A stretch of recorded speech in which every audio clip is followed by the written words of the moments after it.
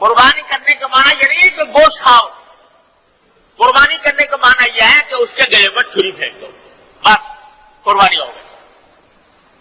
اب گوشت خود کھاؤ، کسی اور کو کھلاؤ، تمہاری مرضی، لیکن ہماری عبادت یہ ہے کہ ہمارے حکم کے اوپر تم نے جانور قربان کر دیا۔ کیوں کر دیا بھائی؟ اتنے سارے لاکھوں کروڑوں اربوں روپے کے جانور جو ہیں وہ ایک دن میں ذبح ہو گئے۔ کیوں ہو گئے؟ اس لیے ہو گئے کہ ہمارا حکم ہے۔ تو ساری کارروائیاں جو ہو رہی ہیں وہ اس لیے ہو رہی ہیں کہ اللہ جل جلالہ کی اطاعت کا جذبہ پیدا کیا جائے۔ اطاعت کیوں؟ اس لیے کہ وہ سب سے بڑا ہے۔ اللہ اکبر اللہ اکبر، لا الہ الا اللہ، واللہ اکبر اللہ اکبر وللہ الحمد۔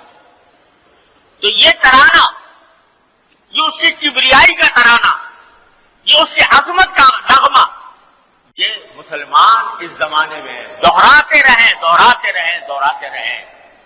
چلتے پھرتے اٹھتے بیٹھتے کہتے رہیں اللہ اکبر لا الہ الا اللہ، واللہ اکبر اللہ اکبر وللہ الحمد۔ یہ ہے اس پورے زمانے کے اندر جو اللہ تعالیٰ نے عبادات رکھی ہیں خصوصی طور پر، اس کا خلاصہ یہ ہے کہ اللہ کی کبریائی کو اپنے دل و دماغ میں بسا لو، اپنے دل میں یہ بات بٹھا لو، اس کا دھیان رکھو کہ اس سے بڑی ذات کوئی نہیں۔ تم اپنی عقل کو بہت بڑا سمجھتے ہو، تم اپنی عقل کو، اپنی سمجھ کو بہت بڑا سمجھتے ہو، اور ہر چیز کی تم مذاق کرتے ہو۔ کیوں بھائی؟ تو کیوں اس دربار میں کیوں نہیں چلتی؟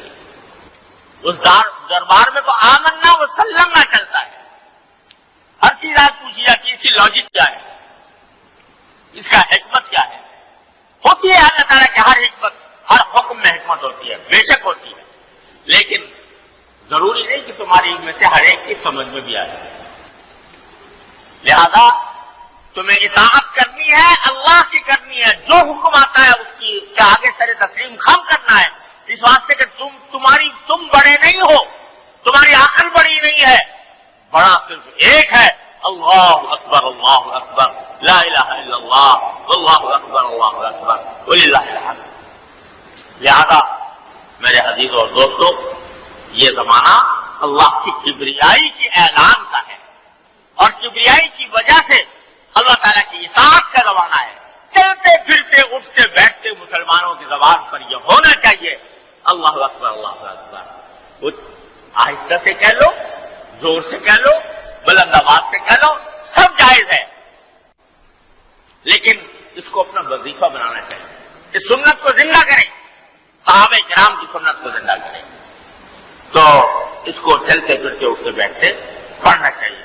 اللہ تعالیٰ اپنی رحمت سے، اپنے فضل و کرم سے ہمیں اس ذوالحجہ کے عشرے کی تمام برکات سے مالا مال فرمائے، کسی سے بھی ہمیں محروم نہ فرمائے، اس ذوالحجہ کا حق ادا کرنے کی توفیق عطا فرمائے۔ وآخر دعوانا الحمدللہ رب